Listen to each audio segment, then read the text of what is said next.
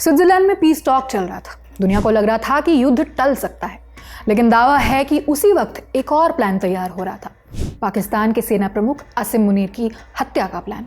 और जब पाकिस्तान को इसकी भनक लगी तो उसने कथित तौर पर इजराइल को ऐसा संदेश भेजा जिसने पूरी दुनिया का ध्यान खींच लिया है। एक्चुअली हत्या के प्लान का ये दावा ब्राजील के पत्रकार और जियोपॉलिटिकल एनालिस्ट पेपे एस्कोबार ने किया है। उन्होंने ये बात लेबनीज ऑस्ट्रेलियन पॉडकास्टर और कमेंटेटर मारियो नौफाल के साथ बातचीत में कही। एस्कोबार के मुताबिक 21 जून को स्विट्जरलैंड में अमेरिका और ईरान के बीच चल रही पीस टॉक के दौरान एक बड़ा सुरक्षा खतरा पैदा हो गया था।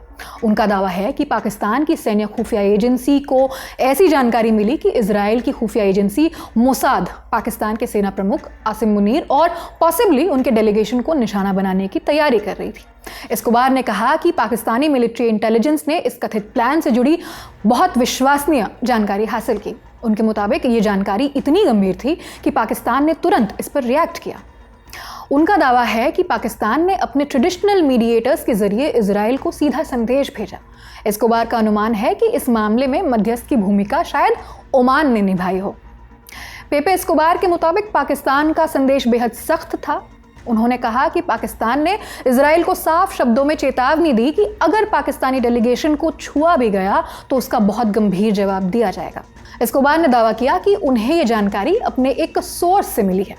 दिलचस्प बात यह है कि हाल के दिनों में सोशल मीडिया पर कुछ लोग ये दावा कर रहे थे कि इजराइल पाकिस्तान को नक्शे से हटाने की धमकी दे रहा था, लेकिन एस्कोबार का कहना है कि मामला उल्टा था। उनके मुताबिक ये कथित चेतावनी पाकिस्तान की तरफ से इजराइल को भेजी गई थी। हालांकि यहीं पर सबसे बड़ा सवाल खड़ा होता है, अगर वास्तव में इतना बड़ा खतरा मौजूद था तो क्या स्विट्जरलैंड, अमेरिका या पाकिस्तान की सिक्योरिटी एजेंसियों ने कोई पब्लिक वार्निंग जारी की थी?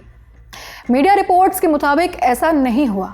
स्विस, अमेरिकी और पाकिस्तानी सुरक्षा एजेंसियों की तरफ से कोई आधिकारिक सेफ्टी अलर्ट जारी नहीं किया गया। न ही उन्होंने सार्वजनिक रूप से किसी हत्या की साजिश का जिक्र भी किया। इसके अलावा अब तक न तो पाकिस्तान सरकार ने और न ही इजराइल सरकार ने इस दावे को कंफर्म किया है। दोनों देशों की तरफ से इस कथित साजिश को लेकर कोई आधिकारिक बयान सामने नहीं आया है।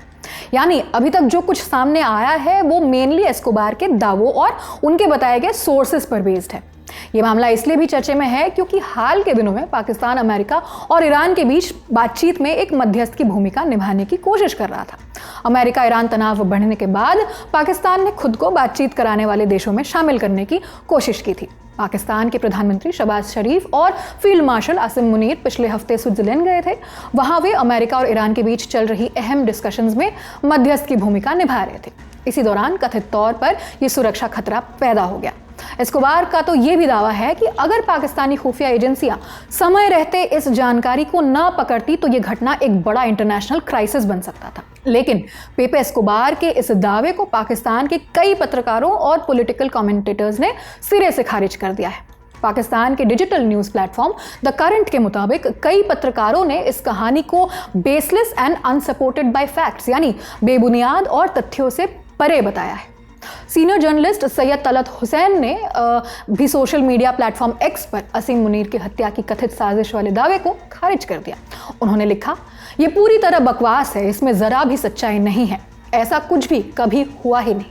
हुसैन ने यह भी कहा कि पाकिस्तान के एक सीनियर सिक्योरिटी ऑफिशियल ने इस दावे को मिसलीडिंग प्रोपेगेंडा बताया है। कई दूसरे लोग भी इस पूरे दावे को लेकर सवाल भी उठा रहे हैं। उनका कहना है कि इतने बड़े स्तर की साजिश होती तो उसके कुछ और सबूत या ऑफिशियल हिंट या सिग्नल तो जरूर सामने आते ही।